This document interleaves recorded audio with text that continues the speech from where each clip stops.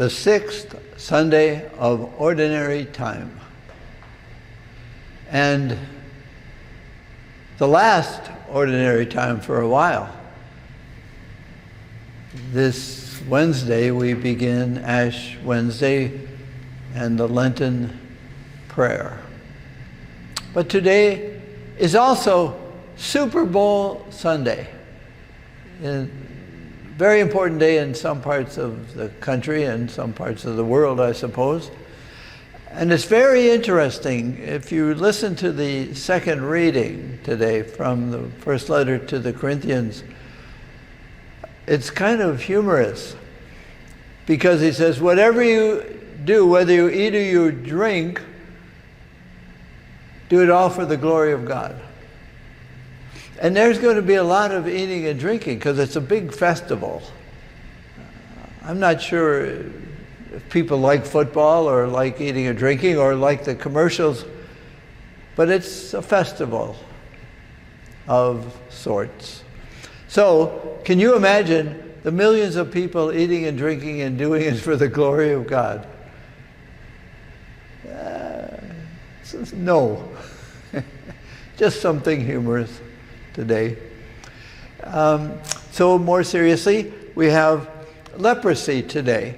And we have Leviticus about what do you do if you have leprosy. And leprosy was a skin condition which was reflective or an externalization of sin. You must have been doing something wrong. You were a sinner, and so you got deafened or blinded or leprosy or crippled. And so Jesus was seen as healer a lot because he was the taker away of sins. So within the Leviticus context, the person with leprosy was an outsider, that the sin from inside manifested itself outside. And he had to stay, in the last verse, outside the camp. That's a very important term, outside the camp. Because in the gospel, and again it's in Mark's gospel, that Jesus has power over the forces of evil. So the forces of the evil ones, the power over sin and the power over nature, winds. And he's always saying in one way, be still. So the man comes and he kneels down in front of Jesus, which of course was against the law. You were not supposed to be close to anybody. But he kneels down and he says, if you wish, you can make me clean. And Jesus, moved with pity, says, of course I wish to. That's a great Jesuit way of looking at Jesus, the increased intensity of Jesus saying, of course I want to. It's in him to be, not just to do, but his loving necessity, if you want to call it that, is always outgoing into whatever the condition is. So he's very close to this person who comes from outside the camp into the presence of Jesus. And in Mark's gospel, please don't tell anybody. Just show yourself to the priests and the law that you are clean and you belong inside the camp now. But he goes inside the camp and he does what Jesus asks him not to do. Don't make me public. Save that for the apostles. And then the word is publicizes. He makes it public. And in my prayer and in my imagination, his healing was all about him,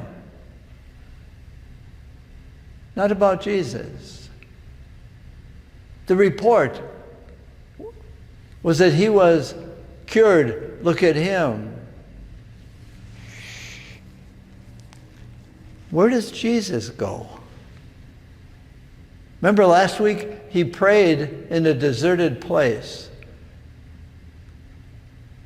to hear who he was, so that he could be who he was. He's outside the camp again. And the people came to him outside. Jesus is outside looking in. That's a very good way to understand Jesus. Jesus is outside looking in, asking us to look in. Now, it's a very easy gospel to say, oh, I have sin, I have these things I wish were healed, to concentrate on ourselves. It's better to let Jesus concentrate on who he is for us. And he asks us from outside to look inside, to look beyond the scabs and the leprosies, to not define ourselves by those leprosies, but how he sees us from outside, inside. Of course I want to. Of course I want to heal you so that you can live in the camp, in the community, because you went inside yourself. You let Jesus look inside yourself, heal. Of course I wish to. I want to. I have to. It's in me to do. I want to cure you not from what is outside, but I want to cure you from what is inside so that you can then go outside. And then everything you do, as Paul writes, so that everything you do will be for the glory of God. Now, maybe some people, playing the game will do this for the glory of God. But generally, human beings do it for the glory of themselves. The glory of God is perhaps one way to understand this unusual term, glory. Perhaps glory is revelation. Do everything you do for the revelation of the goodness of God within you. Let it out after you let it in. We are inside-out people. What is inside will eventually come out. We'll clap or cheer or cry, laugh. What is inside will come out. Jesus looks from outside into us, asks us to look inside so that we can be like Jesus, coming from our inside, to be relational, healing, communal, companionable. We don't do it for ourselves then, or at least not totally. It's hard to do anything without something of ourselves in it, but to the glory of God, to the greater revelation of the goodness of God that God has given me, because God says, of course I want to. Of course I want you to have an inside, blessed by me, healed by me, that in everything you do, like Paul, I want to be good to everyone at all times. He did it because he had been healed from inside. So we are asked to let Jesus in because Jesus wants to.